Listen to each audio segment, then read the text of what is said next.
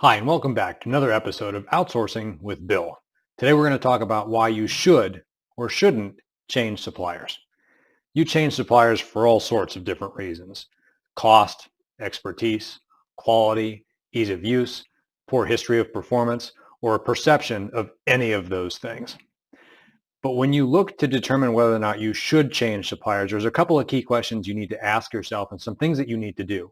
Firstly, you need to go back and evaluate the core of your outsourcing strategy. Why did you outsource X in the first place? Is the reason that you outsourced it still true today? Things change, right? You might have set that strategy 3 years ago. The industry was different. The business was different, and you chose to outsource something. Do you still choose to outsource that? Maybe you need to make a change. Maybe you don't.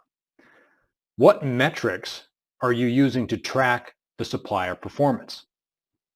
Are they hitting those metrics? And are those metrics still valid? Or are there other things that you should be looking to evaluate? And thirdly, what is the supplier bringing to the table? Are they meeting your needs today? What about the future? Do they have the capacity and capability to move you forward as you look at what your business looks like 5-10 years down the road?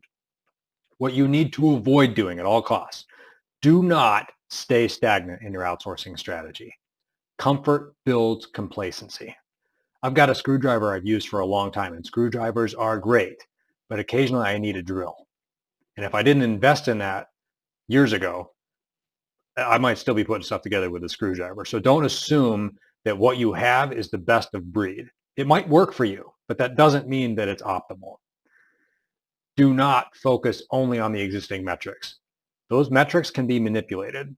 A lot of suppliers look at cost savings or cost reduction.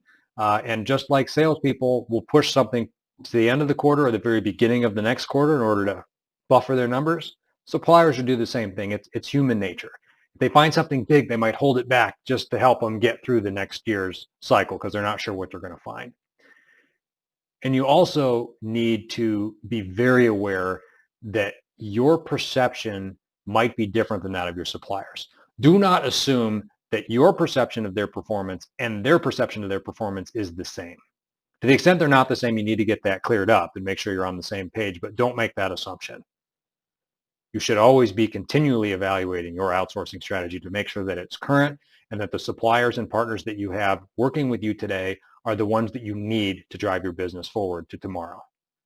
Thanks for watching. Accelerate your success, and I'll see you next time on Outsourcing with Bill.